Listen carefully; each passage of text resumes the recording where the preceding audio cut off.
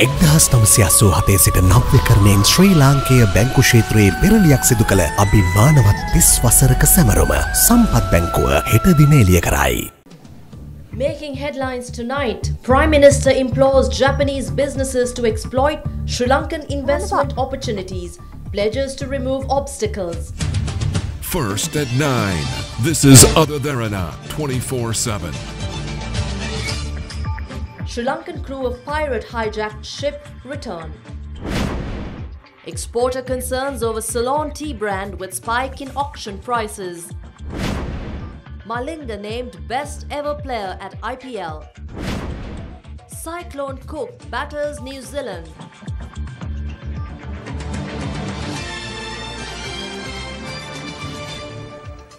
Good evening. This is your primetime news at 9. I'm Indira Yamwatha. We take a look at your top story making headlines tonight. Outlining opportunities for investment in Sri Lanka, Prime Minister Ranil Wickremesinghe encouraged Japanese businessmen to make use of the island's current investment climate. Speaking to entrepreneurs and other business leaders in Japan, Premier Wickremesinghe assured a conducive environment for private sector investments in Sri Lanka. A luncheon meeting was organized by the Japan-Sri Lanka Business Association for the Sri Lankan delegation headed by Prime Minister Ranil Wickremesinghe yesterday. Japanese businessmen discussed facilities in Sri Lanka for prospective investments while highlighting challenges they have faced in doing business with Sri Lanka. We feel a strategic location with access to the European market and the biggest Asian markets is an advantage. So what we have to work out now, how does the private sector in Japan invest? There are all of you belong to the biggest of the corporations, but I noticed that there's also interest by the medium and the small industry. So we should now work in detail. I ask the two honourable ministers also speak to you. So we can speak now. What more has to be done to create the environment for you all to come in? The welcome mat is there on Sri Lanka's side. But I know you all are businessmen. You have to be sure of your profits. And the 8 crew members of oil tanker Aries 13, which was hijacked and later released by Somali pirates recently, returned home yesterday. They were warmly welcomed by their families at the Derana International Airport. Somali pirates hijacked the Aries 13 vessel along with its 8 Sri Lankan crew members on the 14th of March. The vessel was hijacked by armed pirates while voyaging from Djibouti to Mogadishu with a cargo of fuel. It was the first time Somali pirates have successfully taken a commercial ship since 2012, and pirates have since attacked 2 more vessels. The pirates, who at first demanded a ransom to release the sailors, held the vessel at a location near to Puntland, a semi-autonomous region of Somalia. The Sri Lankan crew members were released on the 16th of March after a joint rescue mission carried out by the EU Naval Force and the Special Maritime Security Force of Somalia. Security forces were able to rescue the sailors safely despite reports of there being over 50 pirates on board at one point, and no ransom was paid to the hijackers. The crew of the Aries 13 vessel returned to their families yesterday after completing their responsibilities with the respective oil company.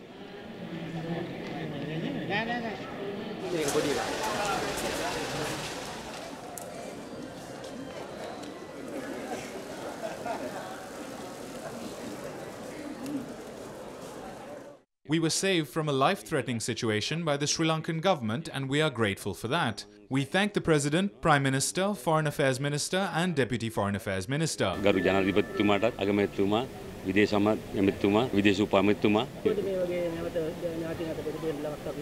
I did not think that on the last day. I said my goodbyes to my daughter, and then when I was released, I told her that I was free.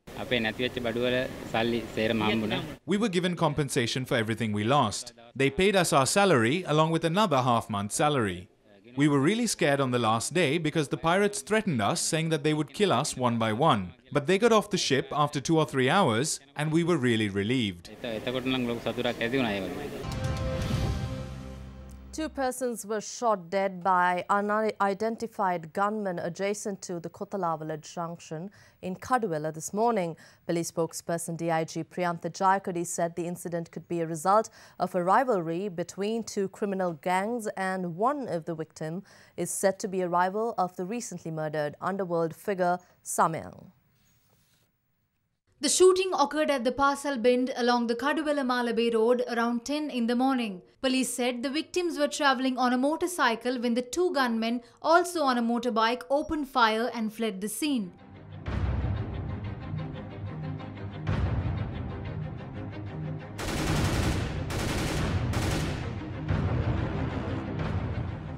They were killed on the spot, and the police suspect the incident is a result of a feud between two criminal gangs. One of the victims, identified Ruwan Tushara, also alias Pidali Tushara, is a father of two from Pahala Bomiriya. Police say the 42-year-old is involved in various crimes including drug trafficking. He was shot at by an unidentified group a year ago at the Vele Junction, Kaduwela. However, he escaped with his life. It is reported Pidali Tushara is an adversary of underworld figure Samayang, who was recently murdered during the prison bus shooting in Kalutara. Meanwhile, the other individual to perish during the incident has been identified as 49-year-old Kotalavalage Piyavansha Somagupta. He was an employee at a private company. Police has discovered approximately 18 T-56 firearm shells at the scene of the shooting. A bystander has also sustained injuries during the incident.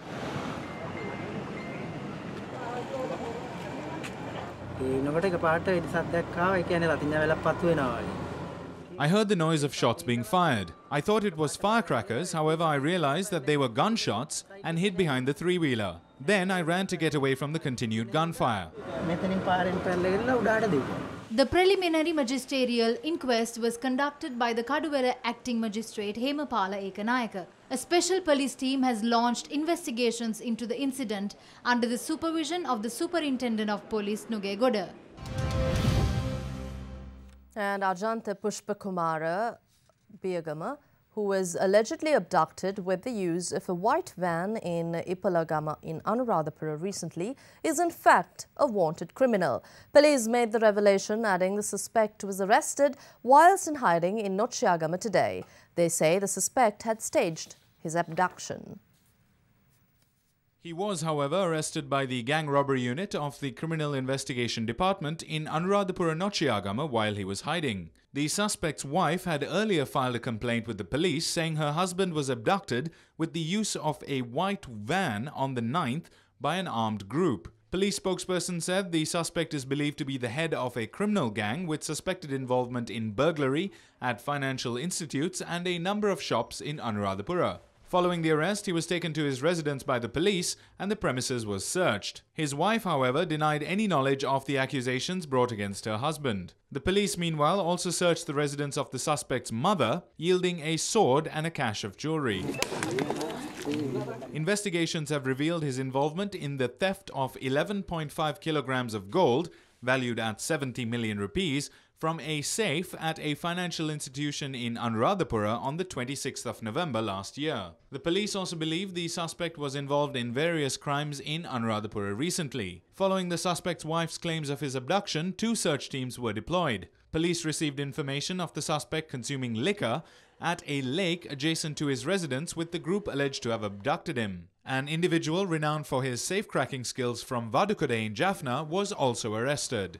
Investigations have been launched in search of the rest of the gang members.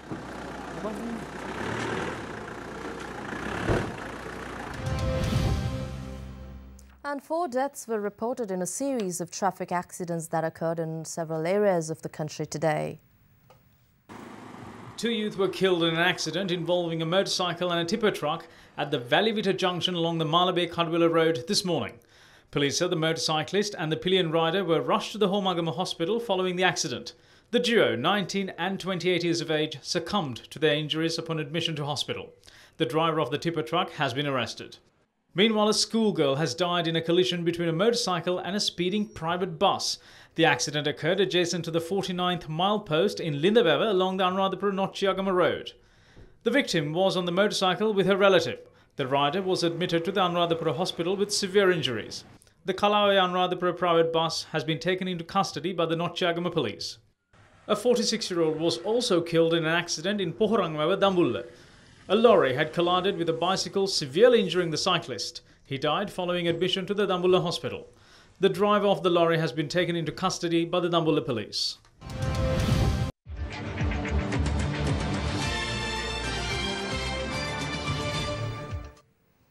And the Sinhala and Tamil New Year will dawn early tomorrow, coinciding with the transition of the sun from the sign of Pisces to the sign of Aries. It will be a long-awaited time of renewal and warmth, bringing together families, communities and the country. The New Year will dawn early tomorrow at 2:04 a.m, bringing the Sinhalese and Tamil communities of Sri Lanka together in keeping with age-old traditions. They will ignite the hearth at the auspicious hour, calling on plenty and prosperity to bless their lives. Goodwill and friendship will be a constant presence in homes and at workplaces as the New Year atmosphere permeates the lives of the people. Our long-held traditions, however, are slowly slipping from our grasp.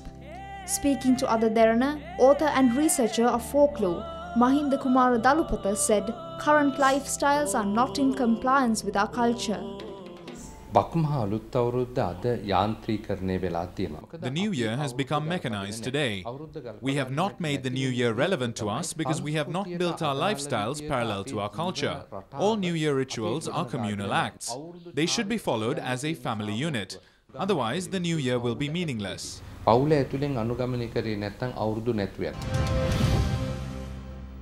No Sinhala and Tamil New Year celebration is complete without traditional sweetmeats on the table.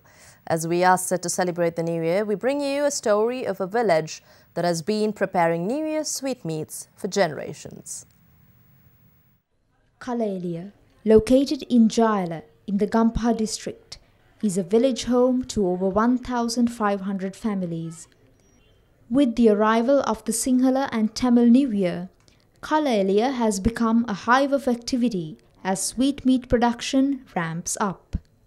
The village has been supplying sweetmeats to the market for decades.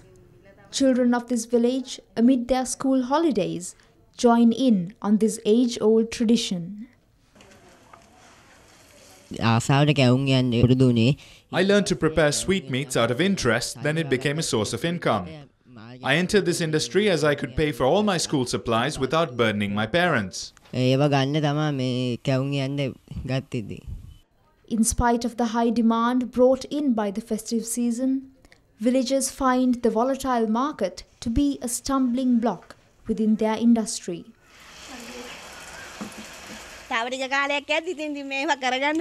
We might not be able to continue this industry for long, as we are unable to fix a price for our products. It will be better if prices of ingredients could be lowered or if we are given concessions.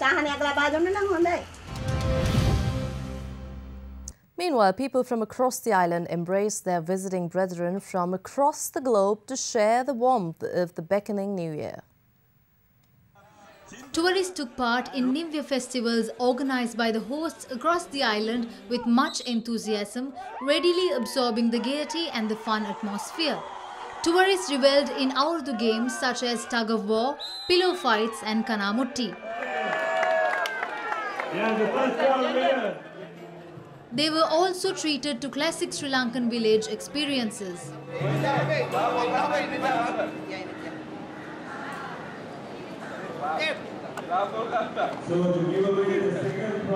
Young damsels set their sight on the crown for the Urdu Kumariya adorned in traditional attire.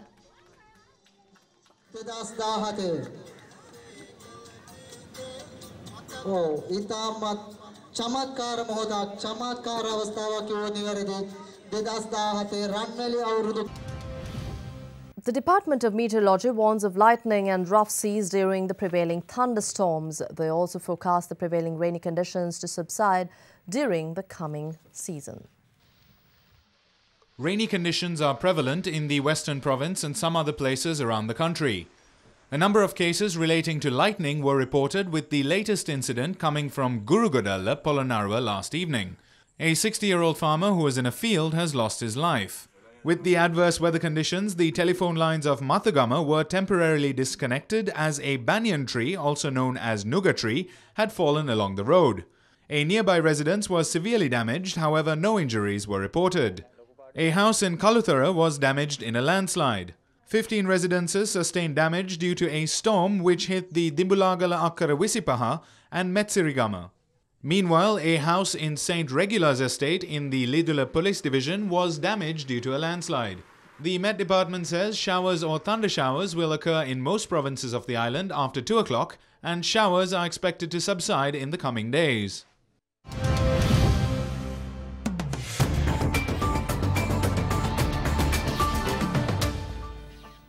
In your business headlines, tea exporters are concerned over the sharp increase in Sri Lankan tea prices, highlighting that the trend will harm the Ceylon tea brand. Sri Lankan tea prices have been remaining high on account of sluggish global tea production. For more on this, we spoke to the chairman of Tea Exporters Association, Jayanta Karnaratna.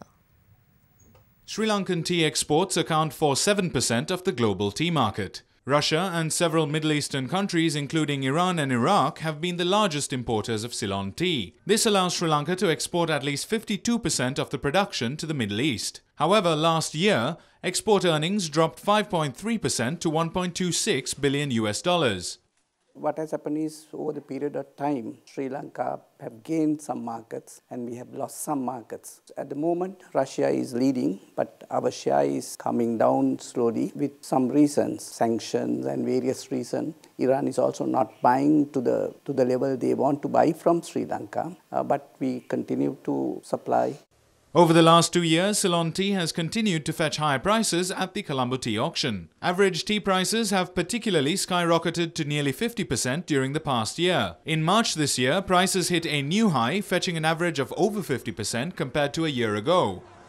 It is good for the producers, good for the people depend on the tea industry, but as exporters, we are concerned about the very sharp increase of tea prices. Globally, the demand for tea has gone up. The crop failure and also the additional demand from our buying countries have helped tea prices to go up. Sharp increase of 50% of tea prices is not helping the Sri Lankan or Ceylon tea brands, because if you look at the shelf prices in the global markets or consumer markets, those have not gone up to that extent. Brand owners cannot continue with the promotions and marketing work, and also people who buy Ceylon tea for their brands or their packets, they have reduced or they will continue to reduce their purchases from Sri Lanka because they cannot afford to use Ceylon tea in their blends.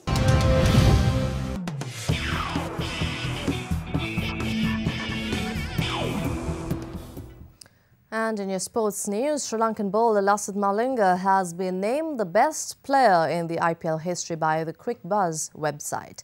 The accolade was given to Malinga in consideration of his performance in the Indian Premier League and his continuous contribution towards the Mumbai Indians.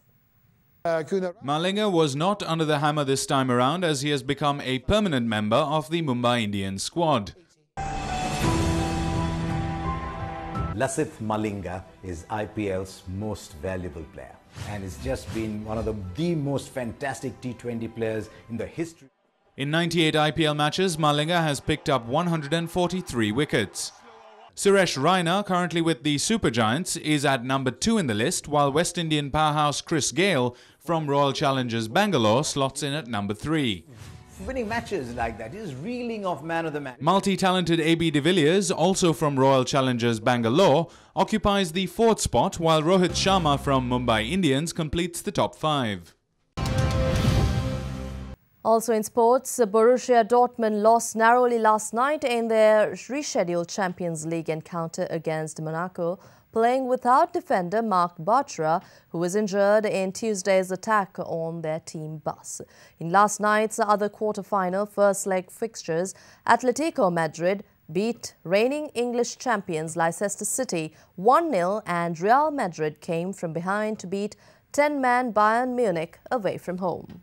After the 24-hour postponement of their quarter-final, Dortmund hosted Monaco in last night's early kick-off. Understandably shaken by the previous day's events, the German side went 2 goals down in the first half but fought back to 2-3 at the final whistle. He's still it now. Mbappe!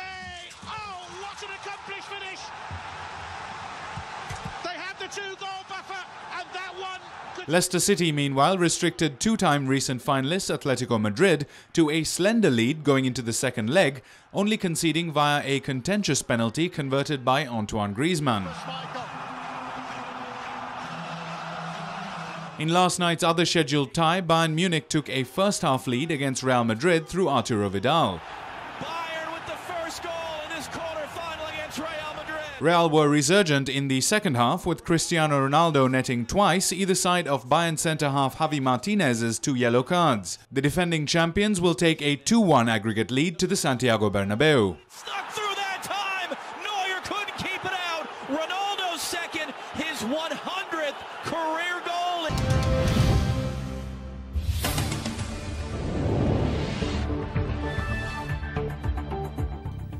Making top story in your international news, heavy rains and strong winds are lashing New Zealand as Cyclone Cook, thought to be the worst storm to hit New Zealand in decades, sweeps across the North Island. States of emergency have been declared in the Coromandel Peninsula and Bay of Plenty, and local media say more than 15,000 homes are without power. Flash floods and landslips have closed roads and authorities evacuated coastal areas of New Zealand earlier today as the country braced for Cyclone Cook's arrival. The storm comes after severe floods caused by the remnants of Cyclone Debbie hit some parts of the country last week. Authorities report over 90 school closures and disruptions in transport services, with 40 millimeters of rainfall and winds of over 140 kilometers per hour expected tomorrow. New Zealand weather officials say that Cyclone Cook is the worst to hit the country since 1968. And the European Court of Human Rights has ruled that Russia failed to prevent the 2014 massacre in the city of Beslan, in which over 330 lives were lost. No Russian official has been held responsible for the high number of deaths, which include 186 children. In response, the Kremlin said the ruling on Russia was utterly unacceptable and it would appeal. In 2004, Chechen separatists took more than 1,000 hostages in a school in the city of Beslan, the vast majority of which were children.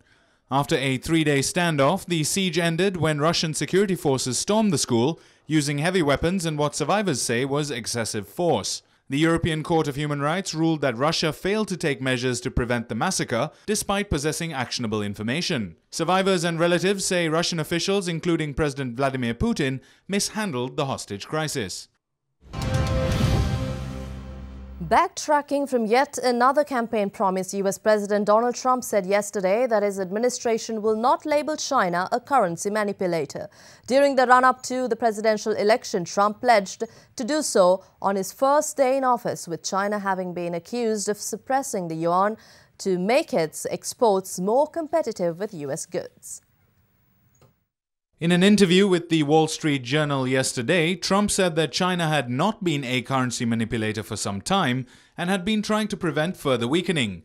He said, quote, "I think our dollar is getting too strong and partially that's my fault because people have confidence in me," unquote. After accusing Federal Reserve Chair Janet Yellen in September of keeping rates artificially low for political reasons, Trump yesterday appeared to have a change of heart, saying he now likes a low interest rate policy. Trump's comments triggered an immediate weakening in the dollar and Treasury yields.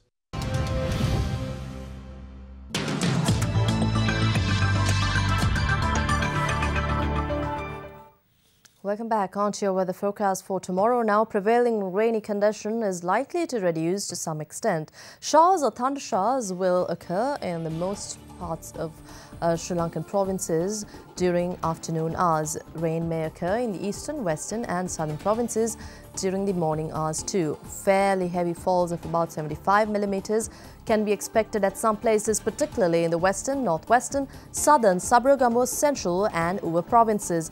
There may be temporarily localized strong winds during thunder showers.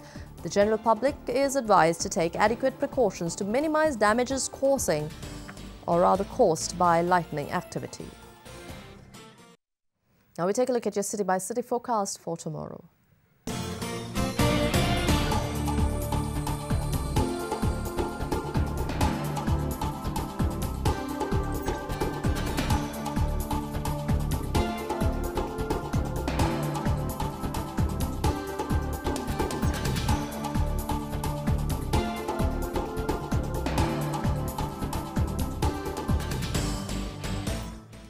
That's all from the newsroom for tonight. Before we go, we'd like to take you to a village which has not yet forgotten to celebrate the Sinhala and Hindu New Year traditions of our forefathers. This is the Uwavellassa Bodakatalawa village in the Batulla district. Have a pleasant evening. Good night.